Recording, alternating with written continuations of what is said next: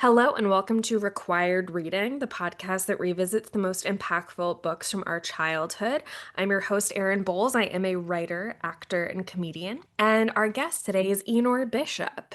Enor is a writer and comedian originally from Cincinnati, Ohio. They are currently based in Los Angeles, where they produce a monthly comedy show, Boys Night Out, and recently taped their first stand up half hour at the Lyric Hyperion. Enor is performing his solo show, Transcribe, a story about subtitles for the Elysian Theater's Spaghetti Festival, November 15th. Welcome. Thanks so much for having me. Excited to be here. Oh my gosh, I am so excited to talk about this book from 1987 by Stephen King, Misery. Mhm. Oh my goodness. For those who don't know, the story is a author gets held hostage by his number one fan. It is absolutely delicious. What is your story with this novel? How did it come into your life? So I know that you had posted, like, has anyone read a Stephen King book at like a young age? And I responded on Instagram. I found this book literally in a very spooky kind of Stephen King-esque way, Oh, like in my grandma's house in like the back of her bookshelf, sort of like it was hidden potentially. I spent a lot of time. From Cincinnati. My mom's from Kentucky, just right across the river, in Maysville, Kentucky, oh my small town. gosh. My Um, mom is from Paducah, Kentucky. oh my God, that's crazy. I don't know where that is in relation, but yeah, Maysville, famously home of George Clooney. That's the big news there. Yeah, I could tell you about Cincinnati and Kentucky Mm. celebrities for forever. But yeah, my grandma is a very good Christian woman. She does not, drink. Literally never heard her, yeah, like, use profanity. Very. So it was kind of surprising in general that she even had this. A lot of the other books on the bookshelf, I was thinking about this, kind of in relation to the podcast theme, like a lot of like generations past children's literature, like some Mm. real antique, some like Nancy Drew's, but the Bobbsey twins, but it's the Hardy Boys, but even more twins. Are the Hardy Boys twins? I know that I don't they're know. boys. Yeah, what else Um, do you need? but yeah, so I found this kind of hidden. I don't know if she had read it and decided it was not good in a way that seems kind of Annie Wilkes Ian to kind of Yes. hide it in the back. But I was aware of Stephen King and I was aware of Misery specifically. It come up in conversation. Maybe I've heard about the movie, but I knew that this was sort of a good circumstance for me because I was very fascinated by the concept of this book. Probably would have been embarrassed to like be seen like checking it out for the library. Like I felt, because I was so fascinated with specifically this like kind of idea of like a parasocial Mm. fanatical relationship. Like it was kind of a book that I read, maybe not necessarily in secret, but I wasn't like very much like I was reading it at night, like putting it under my bed. I remember I talked to my sister recently about this actually, because I was saying I was doing this podcast and she was like, oh, she's 2 years older than me. We, had the same kind of childhood at my grandma's place, and was like, I had no idea you even read that book or that it was even there. And I was like, oh yeah. So I didn't even remember like not telling her about it, but it was very much something that I was like, oh, this is I don't know if I'm supposed to be reading this vibes. Mm. So I don't think I had read a lot of like more adult fiction at that time. I think I was probably like 12 or 13. Yeah. Um, but yeah, I was fascinated, and I think that it was a really good book to kind of start on in like a Stephen King way because it's so much about writing. And I was, and still am, but at the time very much like a aspiring writer. So this like story about writing was so like, I think that's I know people often recommend Stephen King's book about writing. I haven't Mm. read that book specifically, but I feel like you can glean some of the best like writing advice I've ever read from Misery, Yeah. because it's like, oh, how does the mind work in these like desperate circumstances? But it's I think one of the funniest aspects of the book, like it's not funny when you're reading it, but when you step back from it, it's just like the idea that, and I feel like I can relate to it very deeply, where it's like Paul, the writer, gets so caught up in finishing the story that it even takes over his idea of escaping in some Hmm. ways. And that is just like so, I think, relatable to like the idea of like being an artist and feeling like you're finally in a productive rhythm is like more important than almost anything else in the world. Yeah. Annie Wilkes, who is the fan and the Mhm, hostage holder, reads Paul's most recent book in this series about this adventurer romance figure named Misery. mhm. And she does not like the ending of the final book and tells him, you have to write a new one. And it becomes clear that when the book is finished, Paul will probably be murdered. And yeah, there was even a moment where I was like, he's, obviously trapped. He has no contact with the outside world. And he's talking about how productive he gets. And I was like, oh, should I do this to be productive? And I was like, hold on, what are we doing here? Yeah, like quarantine mode. Yes.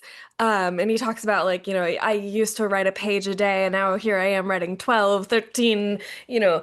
Um, but I loved that. I had seen the movie when I was maybe 15 and I think I fell asleep during it. So very, very, but of course Kathy Bates is Yeah. is undeniable and that stuck in my memory. It's hard to picture anyone other than Kathy Bates, even when reading the book. I Yeah. think, but also I think reading this book before I watched the movie, it was like probably one of the first times I had read about like an older woman Mm. being terrifying and also powerful. Like the way that he describes her as like this godlike figure, like this ancient, almost like pagan figure of like, I was thinking a lot about how this is so like a man's idea of like the terrifyingness of like terrifying and unknowingness of femininity, Mm. where it's just like this woman who like he does not understand her. She has these violent mood swings. Like she is evil, but in a way that is so unknowable to him, to the main character. And I think to Stephen King, it's like, I've never read a villain like this before. Yes. And I think something that also really drew me to this book before I'd even read it at all was like this idea of kind of a role reversal of like, there are so few, and I think, growing up with like a lot of children's media, like, Disney stories and stuff, there are so few times when like the roles are reversed and you have this like man in distress instead of like a Mhm. damsel in distress. I remember like the first time I saw, this might seem like a strange parallel, but No, first no. time I saw Han Solo like in Star Wars when he was like frozen into Yeah. carbonite and like they go and rescue him. That was like crazy to my brain where I was like, wait, like this man is like being helpless and like he's being saved by, Princess Yeah. Leia, by like the woman. Like I think just the idea that it is just like this powerful man who's like a writer, he's famous, and he is now like the weak one. He is at the mercy of this person who is very much, I think, would be looked down on. He wouldn't give her a second glance or step Yeah. to be like, oh, one of the crazy. I think he even talks about like other women like her who are like these crazy fans that he just, kind of brushes off. It doesn't really think much of. And like, I think it is so interesting the way that people who are perceived to not be a threat to society, like who are perceived as powerless or just like not even power, like she has all these roles of power, but they're in this like soft power, maternal, Yeah. quote unquote, maternal like realms, like being a nurse, like the way that that is a place for like huge misuse of power because it seemed to not be there at all is just like, I love just like the character of Annie as Oh my gosh, yeah. just a woman who is evil and a thing that I think is rare, especially in like, was this the 80s, the Yeah, this 70s? was 87. Yeah, and Yeah. it's like I'm not saying like Stephen King is a great feminist hero. He's definitely not. And like I think that the terror of her is like because he has these preconceived ideas about Hmm. women. But yeah, I love how evil she is and how terrifying and how she doesn't fit these ideas of what women are and what I grew up thinking that women had to be. Yeah, Annie Wilkes is one of the most incredible characters I've ever encountered.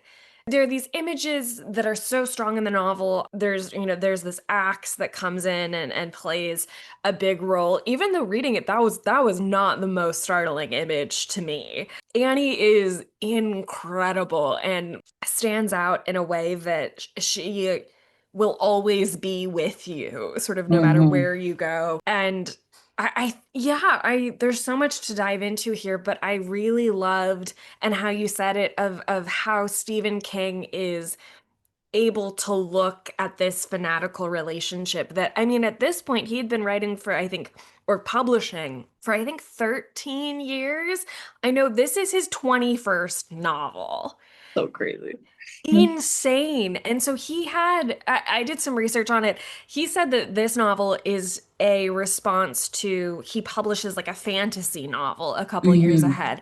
And people say, no, you're a horror writer. We want you to do horror. But I think at the same time, he has this gunslinger series that is this, huge character who goes on again and again and again. And so I thought there has to be some kind of interplay there. But this was my first Stephen King novel. And immediately I was like, I need more. I was sad when this book ended. I immediately started reading The Shining, which I read I'm still Shining reading. next. That's Yeah. probably the second Stephen King book that I read as well. Yeah. Yeah.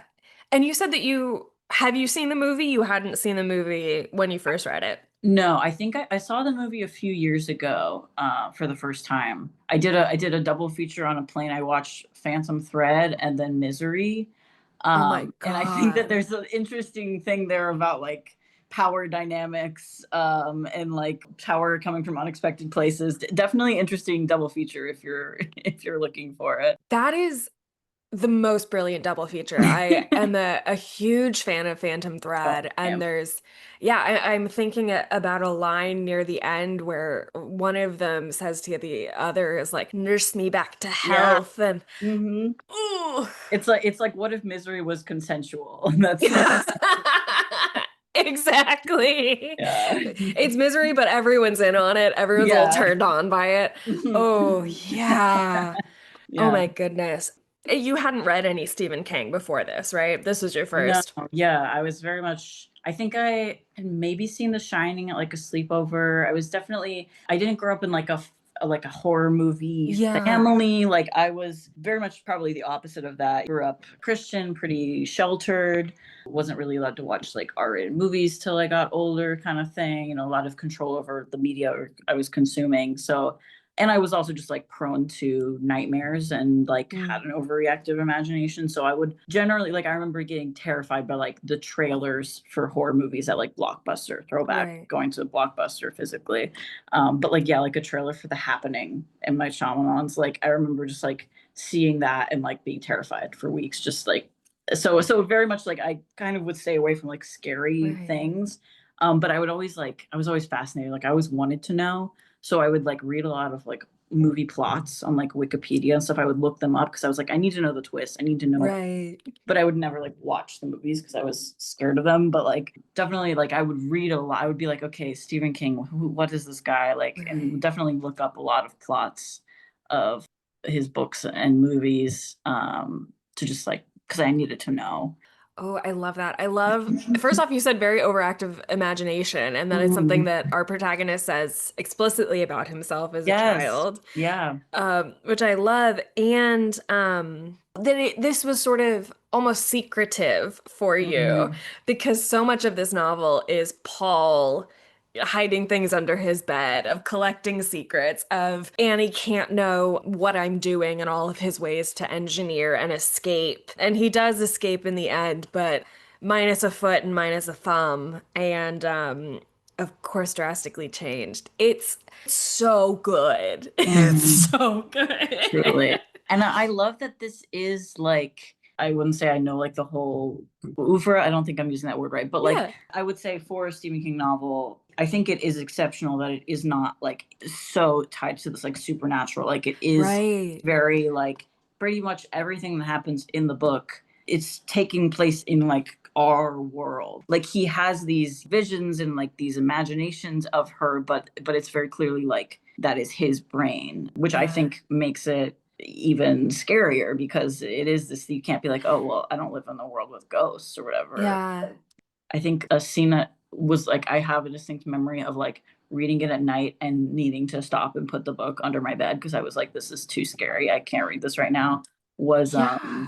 when he has this vision, and I'm forgetting if it is a real thing or if this is just part of his like fevered brain, but where she's bringing out a birthday cake and his severed thumb is like on the cake, and it's like this stream of consciousness. Like I think there's like the lyrics to like "girls just want to have fun" or like play, Yeah. like this thing that was so like I think that it is hard, especially now in this like digital age. Like I think sometimes people are like, how can a book be scary? Yeah.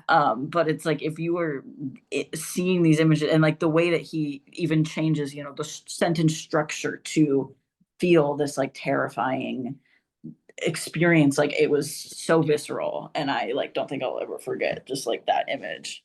No, that I was saying like everyone when they even the ebook that I had, the image people pull away from this and definitely from the movie is Kathy Bates with an axe. She cuts off his foot. And there's a great image also with that of she's like leaving the room and holding the foot and the toes are still moving. That was incredible. Mhm. But yeah, like you said, the image that I came out of this absolutely stuck on is the severed thumb as a birthday candle. And I think it might actually have happened. I think it Mhm. might not have been a fever dream, but I also loved what you said about like the writing is sort of stream of consciousness of the like it's not first person. It is all third person, and yet you are so extremely in Paul's head that he'll, stop a sentence halfway through and cut into italics or parentheticals to be a thought that he's having, or be a memory that he's having, or a lyric from Girls Just Want to Have Fun. So there are these like mental interjections, and yet it is so fast and absolutely it is rare to have a book that is a literal page turner. And this Mhm. 100% was one. This is like, I would hate to have to put it down and have to do something else and come back to it. Thrilling does not even begin to describe it. Yeah.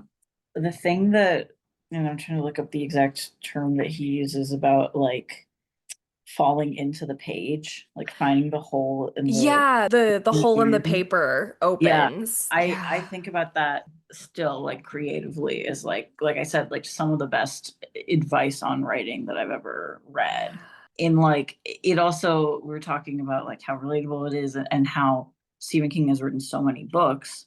And I think that I find that reassuring in a way that like even though he's known as like being this crazy productive author, like this book is so deeply relatable about how hard it is to write things. And I think Yeah.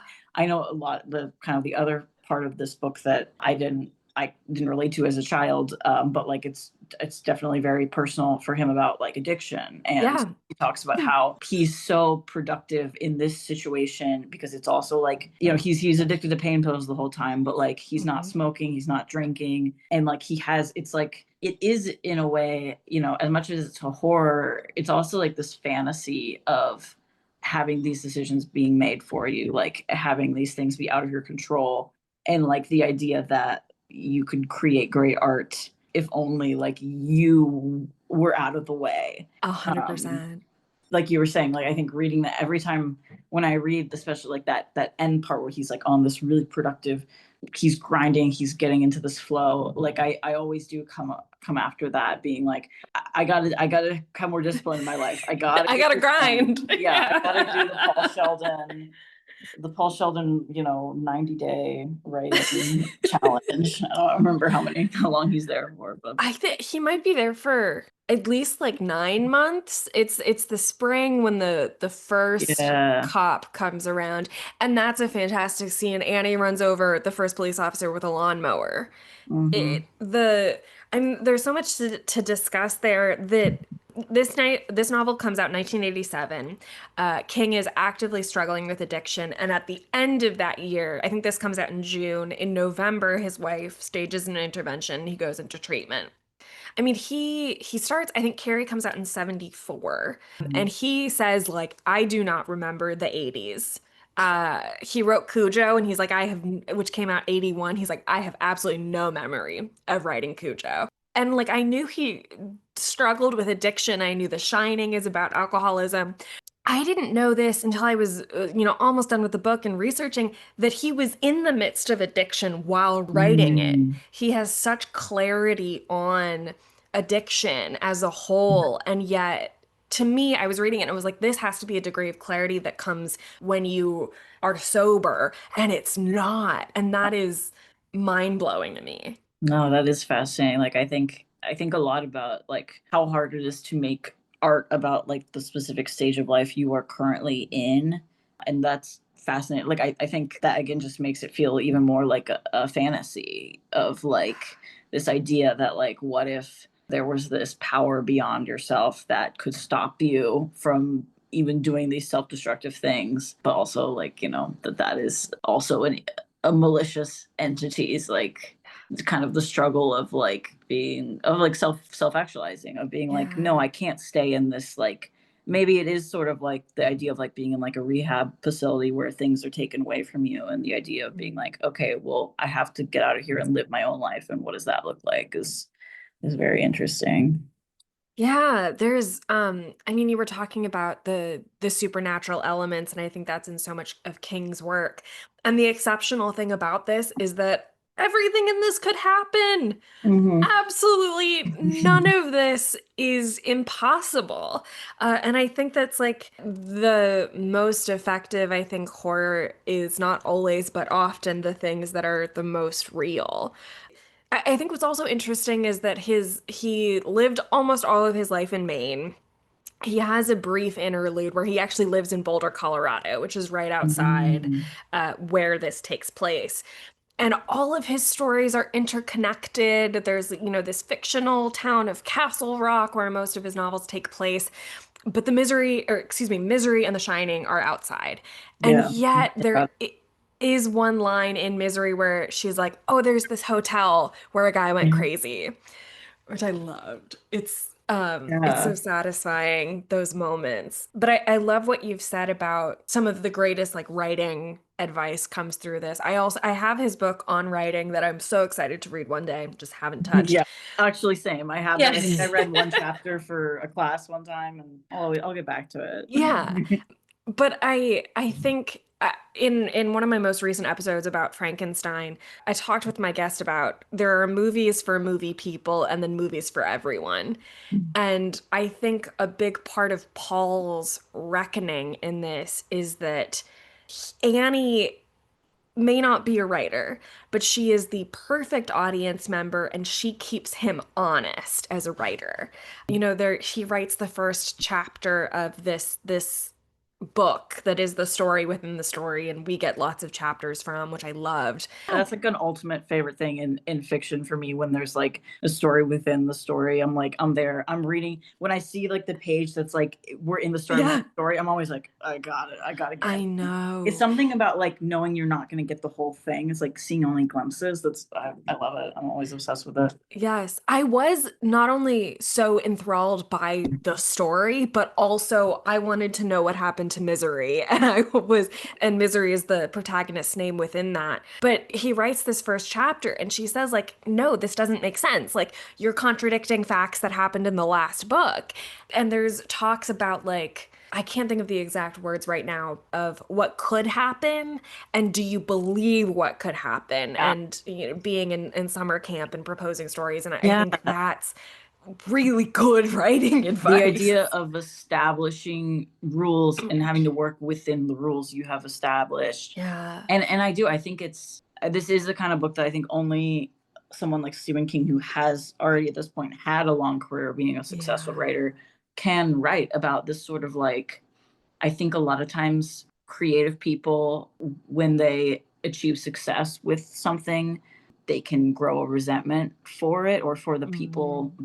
that like it, especially if they feel like it's, somehow beneath them, like they have like Mhm. some better. And I think that Paul's like journey with this, of realizing like he starts out and he's like, I finished. And that's another thing that Yeah. absolutely always got to me, is like the scene where he burns his novel, that he is like, this is my new novel, this is going Yeah. to change things, and it's completed. The way that it just like, the idea that it's completed and it's gone forever, and that's so like a pre-internet. I mean, I think they even Yeah. talk in the book where he's kind of old fashioned for not having copies, but it's just like, so I think all the time, like, oh, it's gone forever. But Yes. like this idea that he's over misery, he's over those series, they're beneath him. And I think a part of it that I think doesn't always get, I don't think it's super talked about in the book, but I think it's a theme of like him being like, these are romance novels for women. They're like, he resents his audience. And then he comes through this basically like an ego death, which is, paired with his almost near death. So it's like, Yeah. but like where he comes to be like, no, misery is the best thing I've ever done. It's probably the best I can do. And like Yeah. this new book, like he not only writes it like once, yeah, once Annie is like, your first attempt, she calls him out on it. She says it was bad. You thought that I'm an idiot who's just going to eat up anything you do. And that's the whole thing with Misery as well, is like, or not Misery, but Annie, is that like he constantly underestimates her, even though she's shown to have this immense power over him. Like every time he moves around the apartment or the house and like doesn't think that she'll notice. And it's like, turns out she knew the whole time, was just waiting for him to basically hang Yeah. himself. Like, and it's just like, yeah, he comes to realize that like through this process, he writes what he thinks is like his best work ever. And it is Yeah. misery. It is this story that he's been resenting because he has this idea that there's like a better piece of art out there probably that would give him mainstream respect from like his author friends and like men. I think is a big thing. I don't know Yes. why I'm thinking about like Matt Rife right now, like in saying that, where it's like Oh. this idea that Matt Rife, like, and it's like, what even happened to him? He's whatever. But like, he had this big fan base of like largely women fans, and like actively resented them to the point of like drawing most of them away, I would say, because he Yeah. wanted this like respect from his like peers. And I think it's just like the way that like men especially will like resent their own audiences if it doesn't Yeah. represent what they think that they're like worth, is so interesting to me. Yeah, I hadn't thought about it really in these terms, but misery's below him. It's not art. He goes to at the beginning of the novel goes to like a writer's retreat or like a self-imposed writer's retreat and finishes his art novel, his great Mhm. novel. Fast And cars. yes, This is such fast a funny title cars. too, and I think Stephen King is Yeah. intentional about that, by being like, Yeah. this is pretentious. It's also like, now that I'm thinking about it, it is the epitome of masculinity. It's about a Yeah, hard kid yeah. in the streets who loves cars and knives. And yet he comes to this point of like, no, misery is good and it is commercially successful, and that there is art in these books. I think there's almost a degree of like underselling himself or something, but like to make these novels addictive and to make a fan like Annie, it has to be in some way good and compelling. And he is at the beginning of the novel, Misery's Child, which is supposed to be the last Misery book, is published, and he's on to the next one. He's, so excited to be gone.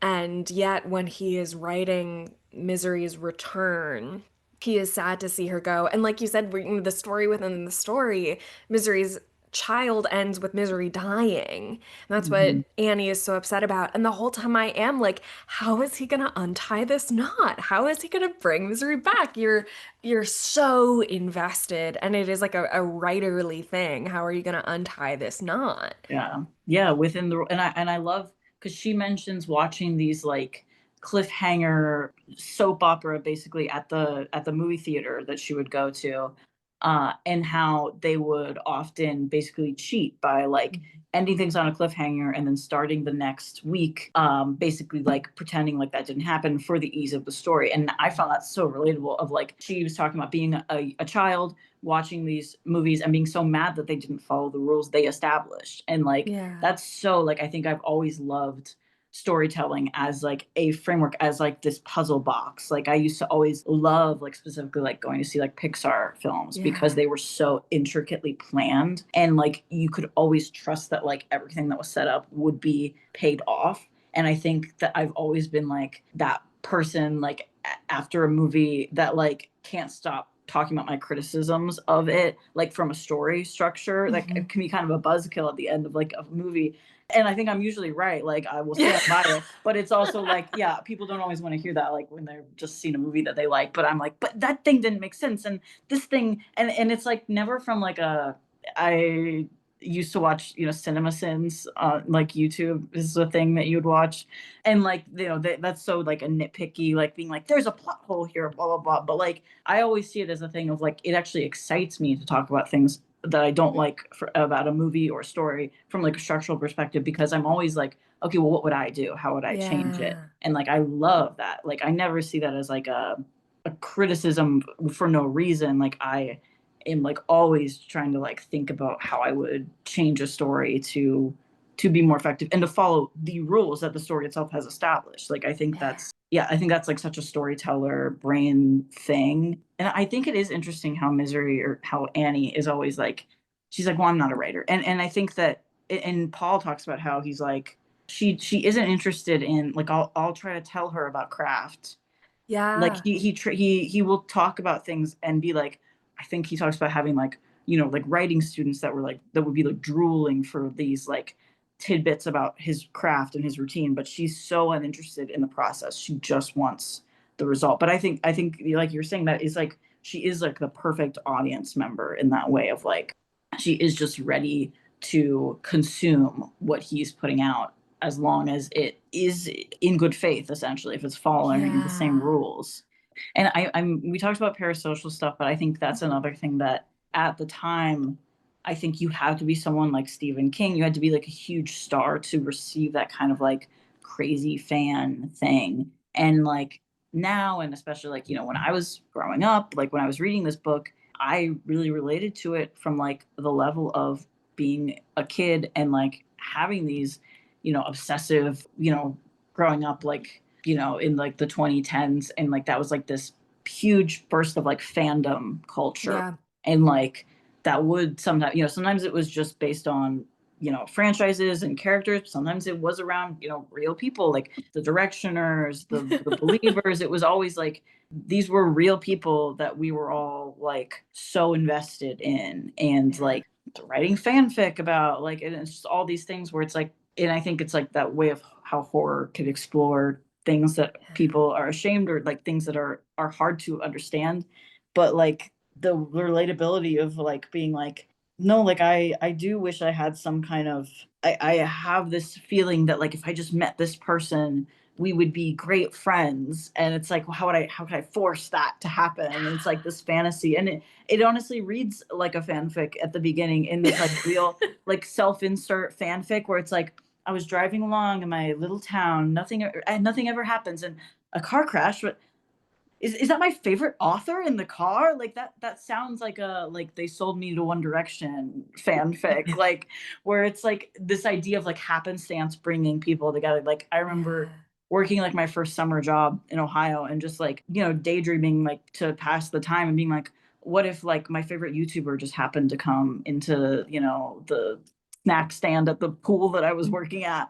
But it's like, and it's so crazy, like moving to LA and then being like, oh, that actually happens here, where it's like Yeah. you can just be like working at your day job and a celebrity comes in, and it's like, no, like that's not like a meet cute, but like, and you do, I think that was a big thing of like moving to LA where celebrities and famous people actually are, and being like, oh, like I actually do have to check that like thing in my brain that thinks that I know someone just because I've like Yeah. followed them on Instagram for a long time. And it's like, I do think that is something that you have to like, if you're in the entertainment industry or like a performer in some way, of being like, no, like I have to like put that fan thing, and I have to Yes. understand it and like put it away, because otherwise like I will never be able to interact with people on like a human to human level. Yeah. Especially when you are in the entertainment industry and you have been a fan, you do have to find yourself like if you get to meet your heroes or what, or any like even just be in the same, CVS as your heroes, you Yeah. do have to stop and be like, "Oh, they're a person having a day." Like Mhm. just like me, I've had moments where I like, work with people I really respect and I get in my head, I'm like, they don't like me, whatever, this and that. I'm like, actually, they're tired. Yeah. Actually, they're Yeah. just a shy person. Mhm. And that's, and Annie doesn't kind of want that. And No. I don't And know, it's, it's, yeah, yeah, I was just thinking how it's like, I think this is often the case with like people who are like maybe deeply insecure, or just like create their own problems in a way, where if she had taken him to the hospital, if she had found him and taken him to the hospital, he would be indebted to her forever. Like she actually could have this kind of like deeply like based in respect like relationship with this man that she is obsessed with, but like that's not ever in her mind. And of course, Mhm. like she's already at this point a serial killer. Like it's not Yeah. like she's, so that isn't how she would think about things. But it is this thing of like, I think often when people are like deeply insecure and like they have this idea of like everyone hates me, and then they like act in a way that is like antisocial, it's like the self-fulfilling prophecy of like, well, yeah, now of course he's never going to be your friend. But like if you Yeah. just started with an assumption that like the world is maybe like, or just like kind of a rational understanding of the world, then it's like, yeah, like you could have actually been like literally a lifeline. Like he probably would have thanked you in the acknowledgments of his Mhm. next book or something, but that wouldn't have been enough for her, of course. Like Yeah. that's not what she's interested in. Well, and even then, I'm sort of like, would he have Yeah. respected her? Or would have he just been like, yeah, a fan is acting like a fan, she loves me, and sort of written it off, and he like, he had to learn those lessons in order to, he had to realize that fast car is not gonna be, the thing that he is remembered for. It won't be Um, your big book.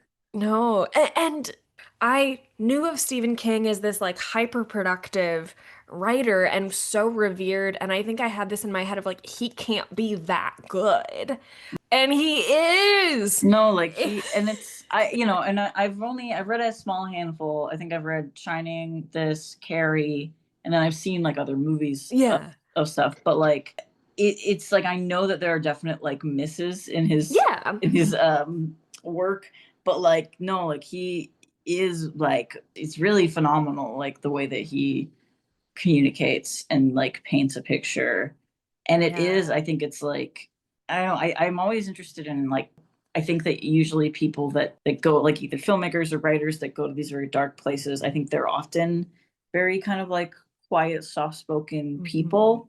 And I think it is a lot about just like delving into these like acknowledging the shadow parts of not being like, oh, I can never imagine something so sick and twisted because that would mean I'm bad. It's like, no, like he's using his imagination, like this overreactive imagination. It seems like he probably has had his whole life to be yeah, like, well, let me fully interrogate these feelings and like what would it look like to like let this one facet of my personality like become this monster of like, yeah, there's so much truth to it. I mean, I know that there have been cases of these like angel of death nurses, like that is, and so mhm, it's, yeah, it's not, it's based in a reality of like a type of person, and it's not the serial killer that we're used to hearing yeah. about. Yeah, that's interesting. I mean, it's 87 and I don't have all the dates, right in front of me, but we do think of a serial killer as Ted Bundy, Hmm. and that was very much in the zeitgeist at the time. And yet it's Annie Wilkes. It is this, this woman that no one would expect. And I think that, I did some research into Stephen King. He starts writing when he's 6 or 7. This is my favorite detail. So his dad leaves when he's 2 years old, so he spends all of his time with his mother's family. And starts writing at 6 or 7, and his aunt Gert, Gert, would give him, I think, a quarter for every story he wrote. And I feel like that has to be an element of his prolific nature of like, there's a reward coming if I do this. I read that he starts with a situation instead of a character, and the characters come later. And I think I've seen, and that's why like the log lines are so perfect. Like it's, writer held hostage by fan. It's so succinct. The conflict is there. And I think I'd seen some people say like the characters are flat in a lot of King's work, and if they don't come first, fine.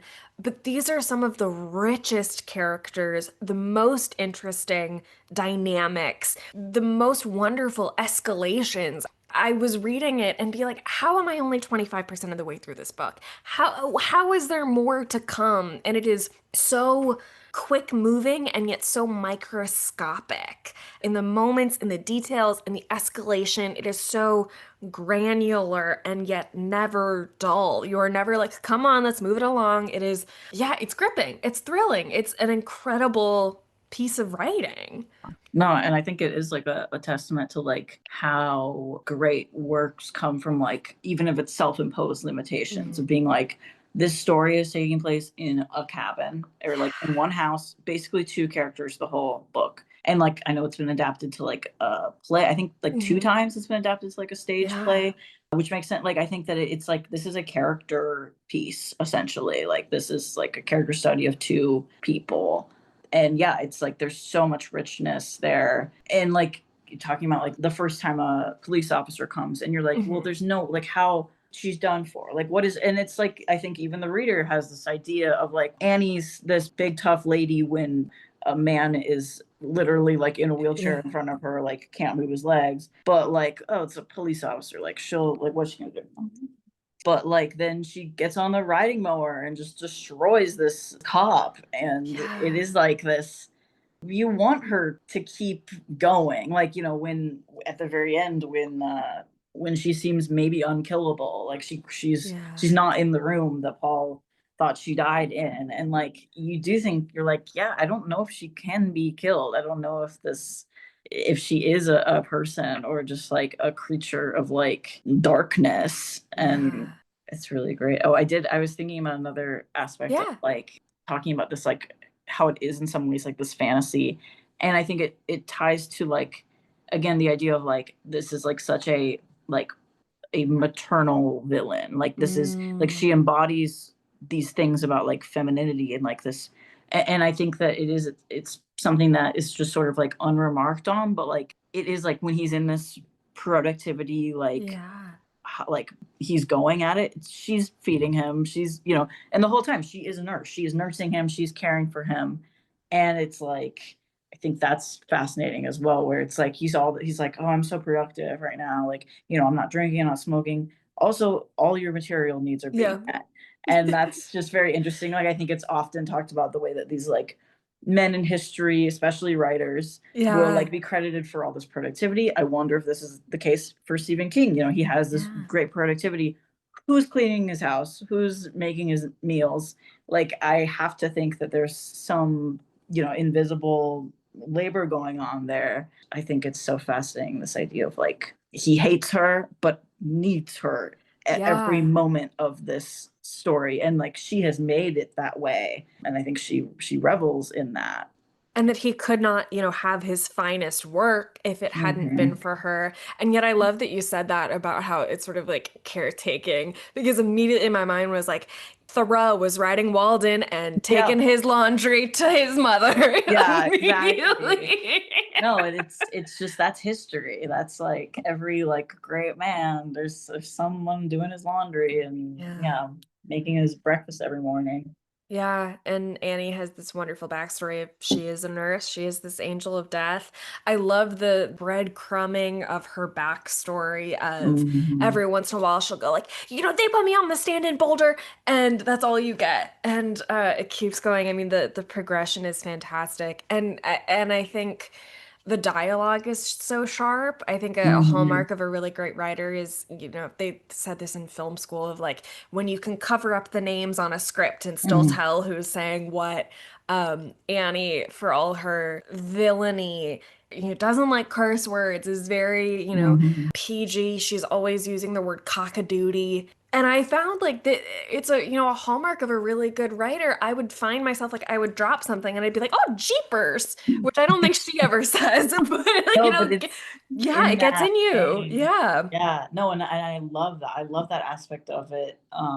That it is like, I think it's such a good commentary, and yeah, the 80s, and it's like the Reagan era, like yuppie era, respectability, and it's like this idea that like, no, like you can be an absolutely evil person and be offended by profanity. Yeah. Like, and that is like, yeah, that's like the moral majority. What we're seeing now with this like Christian nationalism, where it's like, no, you can be an absolutely empathyless, vile human being and be like, oh, we don't use the Lord's name in vain here. Yeah. And I think that's just like a great villain, and still feels subversive in a way to have this Yeah. person who's like more offended about the words she's hearing than like the actions she's doing. Yeah. And she still has the moral high ground in her mind, even nothing she does will No. seem it's her internal psychology like follows these kind of rules that the book Yeah. talks about, where it's like a character has to be structurally sound, and like it is like everything she does and like her backstory and the way it's unfolded, it all is like, no, like this makes sense. This is a woman who follows these, she has very specific rules for her life and she follows them, and for her that is like she's set, like she knows right and wrong from her perspective and is like unmoved from it. Great character. Yeah, I mean, it is a wonderful book. There was one thing that I have you ever seen the Sam Neill Isabel Adjani film Possession? I have not, no. It's a wild horror movie. It's from early 80s, handful of years before this.